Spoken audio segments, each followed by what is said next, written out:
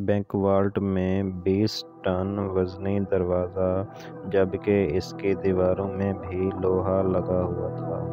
बनाने वालों को इस पर इतना यकीन था कि उन्होंने बैंक वाल्ट में सिक्योरिटी अलार्म तक नहीं लगाया, क्योंकि इसको अनब्रेकेबल वाल्ट कहा जाता था। इसका भरम तो तब टूटा जब डकैतों ने एक मास्टर प्लान बनाया और पूरे 27 घंटों तक सिक्योरिटी को चकमा देकर इस वाल्ट में छुपे रहे। नाज़रीन, ये मास्टर प्लान था क्या और इसकी सबसे बड़ी बैंक रॉबरी क्यों मानी जाती है? इस पर बात करने से पहले हम सीधा चलते हैं 19 जुलाई 1976 वाले दिन पर। मंडे का दिन का सूरज निकल चुका था। फ्रांस के शहर निस में सोसाइटी जनरल नामी बैंक में स्टाफ मेंबर पहुंचना शुरू हो चुके थे। ये बैंक आज के दिन तक सबसे सिक्योर्ड और सबसे मजबूत वाल्ट रखने वाला बैंक माना जाता था। हुआ कुछ यूं था कि रूटीन के मुताबिक बैंक स्टाफ वाल्ट को खोलने गए। ये एक बहुत ही हैवी दरवाज़ा था जिसमें इंतहाई कॉम्प्लिकेटेड लॉक लगा हुआ था। उन्होंने लॉक कॉम्बिनेशन लगाया, लेकिन दरवाज़ा नहीं खुला। अब यहाँ ये जानना ज़रूरी है कि ये दरवाज़ा पहले भी कई बार मसला कर चुका था, क्योंकि इसका वज़न करीब 20 टन था।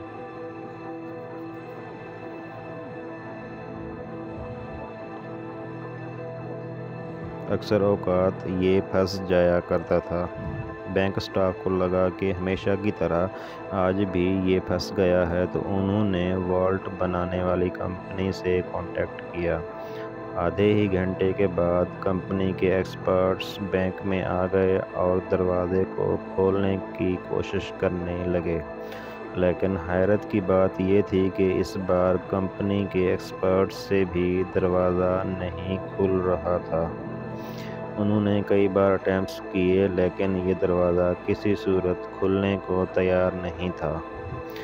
बात अब सीरियस होती जा रही थी, क्योंकि कस्टमर्स की लाइन लगी थी और ये अब बैंक की इज्जत का सवाल था। आखिरकार 3 घंटों के बाद उन्होंने फैसला किया कि वाल्ट के दीवार में ड्रिल करके सुराख करके देखा जाए कि आखिर दरवाजे में ऐसी क्या चीज़ फंसी है। वॉल्ट के दरवाजे पर किसी फोर्स एंट्री के निशानात भी नहीं थे और इसकी चारों दीवारों पर भी किसी किस्म के निशानात नहीं पाए गए थे। हैवी ड्यूटी ड्रिल मशीन से सुराख करके जब अंदर झांका गया तो क्या देखते हैं कि वॉल्ट के दरवाजे को अंदर से किसी ने वेल्ड करके बंद किया हुआ है। ये मंजर देखकर इस पर यकीन लाना बहुत मुश्किल था, क्योंकि वॉल्ट में जाने का सिर्फ एक ही रास्ता था। ना ही इसमें कोई रोशनदान था और ना ही कोई खिड़की, यानी वॉल्ट के अंदर जाना इम्पॉसिबल था। अब ये देखकर सबको इतना एहसास तो हो चुका था कि यहाँ कुछ न कुछ गड़बड़ ज़रूर है। उन्होंने मशीनरी मंगवाई और वॉल्ट की दीवार को तोड़कर अंदर जाने का फ़ैसला किया। ये काम काफ़ी टाइम कंज्यूमिंग था, क्योंकि ये दीवारें नॉर्मल दीवारों से काफ़ी मोटी और मज़बूत बनाई गई थीं और इनके बीच में लोहा भी डाला गया था। खैर, कई घंटों की मेहनत के बाद इतना सुराख हो गया कि एक इंसान इसमें से अंदर जा सके। और जब अंदर देखा गया तो ये मंज़र देखकर हैरान रह गए कि बैंक वाल्ट लुट चुका है। कुछ लॉकर्स टूटे तो कुछ खुले पड़े थे, और सबसे इंटरेस्टिंग बात, वॉल्ट की दीवार पर स्प्रे पेंट से ये फेमस अल्फाज लिखे हुए थे, जिसकी इंग्लिश ट्रांसलेशन है, without arms, without heads, without violence. अभी बैंक स्टाफ होश में आता कि उन्होंने वेल्ट की ज़मीन में एक टनल बना देखा। अब आगे का काम पुलिस का था, जो कि उस वक्त तक पहुंच चुकी थी। डकैत वॉल्ट में मौजूद पैसे और गोल्ड ब्लॉक्स में 4000 में से 400 सेफ बॉक्सेस तोड़कर उसके अंदर से कीमती चीज़ें लेकर फरार हो चुके थे। जो टनल उन्होंने खोदा था वो शहर के सबसे बड़े अंडरग्राउंड सीवरेज लाइन में निकल रहा था। वहां पुलिस को काफ़ी सबूत मिले, जिसमें टूल्स और 27 गैस सिलेंडर भी थे, जिसकी मदद से डकैतों ने वेल्डिंग टॉर्च यूज़ की थी। न सिर्फ इतना, बल्कि सीवरेज लाइन में ताज़ा हवा के लिए वेंटिलेशन इक्विपमेंट और करीब 1 किलोमीटर लंबी इलेक्ट्रिकल।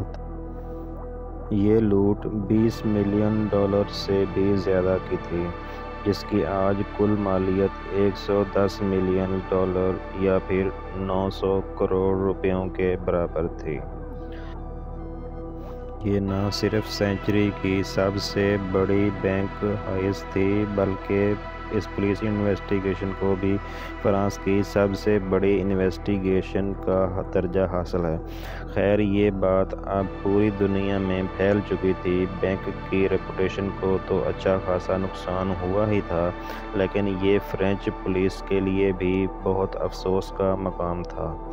अगले कई महीनों तक पुलिस ने एड़ी चोटी के जोर लगाकर आसपास के लोगों को पकड़ा, बैंक स्टाफ को इंटरोगेट किया, लेकिन कहीं से भी डकैतों का कोई सुराग नहीं मिल रहा था। फिर 3 महीनों के बाद अक्टूबर 1976 में पुलिस को बहुत बड़ी कामयाबी हासिल हुई कि रॉबरी का एक मेंबर अपनी गर्लफ्रेंड के साथ पकड़ा गया। पुलिस ने उसकी तबीयत साफ की तो वो फट पड़ा और पूरी गैंग का नाम ले डाला। पुलिस के लिए हैरानगी की बात यह थी कि ये गैंग एक छोटी मोटी चोरियों के लिए फेमस हुआ करता था।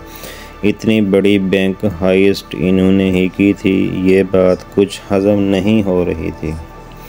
इस प्लान का मास्टरमाइंड असल में कोई और ही था, क्योंकि ये एक बहुत बड़ी रॉबरी हो चुकी थी।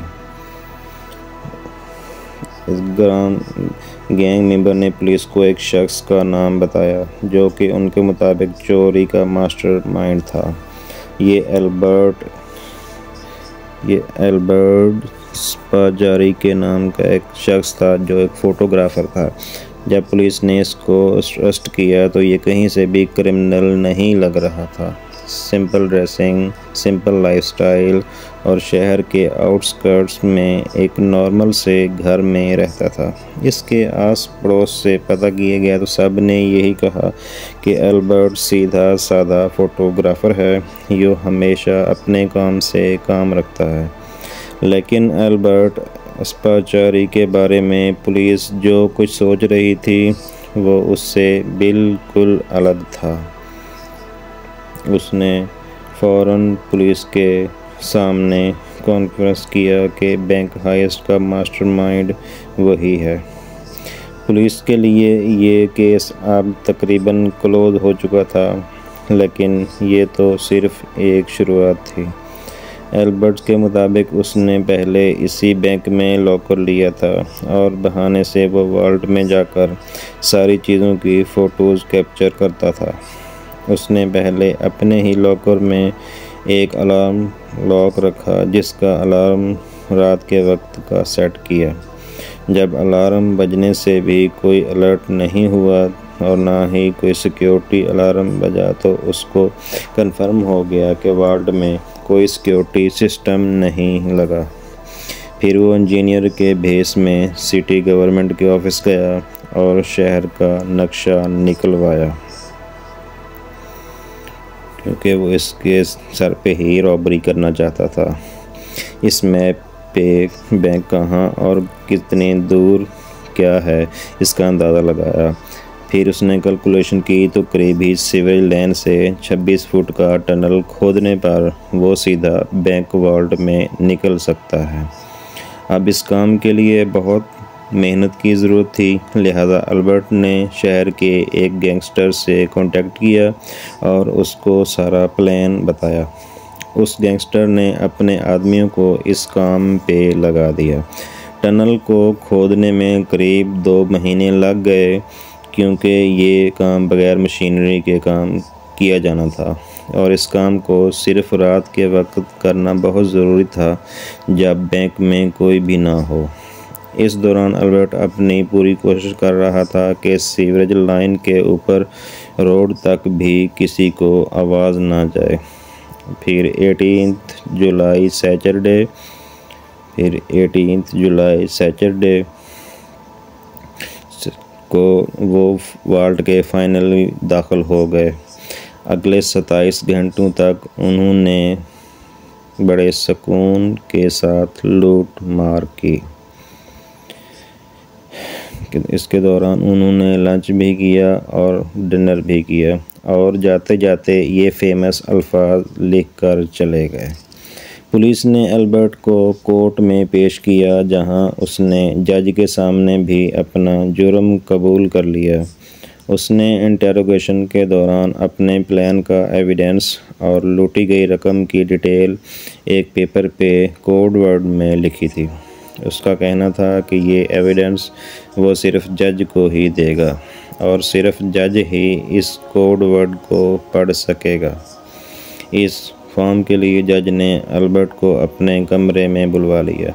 अल्बर्ट ने वो पेपर जज के हाथों में दिया जिस पर सिटी का मैप बना हुआ था।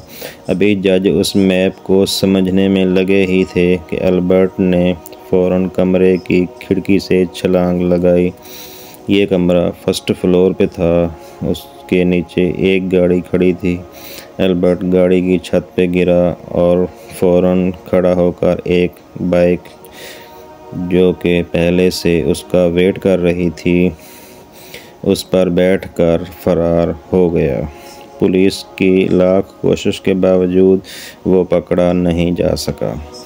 कई सालों के बाद उसका इंटरव्यू इटली के एक टीवी शो में ब्रॉडकास्ट हुआ, जिसमें उसका कहना था कि मुझे 12 साल की एक सही ख़जानों का बहुत शौक़ हुआ करता था और ये शौक़ मैंने इस हाइस्ट से पूरा कर लिया। ऐसा महसूस हो रहा था कि इस इंटरव्यू के ज़रिए वो फ्रेंच पुलिस को तंग कर रहा है। उसके बाद अल्बर्ट कहाँ गया, ये हिस्ट्री आज तक सॉल्व नहीं हो पाई।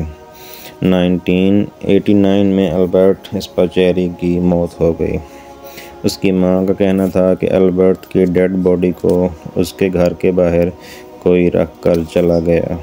उम्मीद है आपको हमारी ये वीडियो भी पसंद आई होगी और आप इस पे भरपूर लाइक, कमेंट्स और शेयर करेंगे। आपके प्यार भरे कमेंट्स का शुक्रिया। मिलते हैं अगली एक शानदार वीडियो में। शुक्रिया।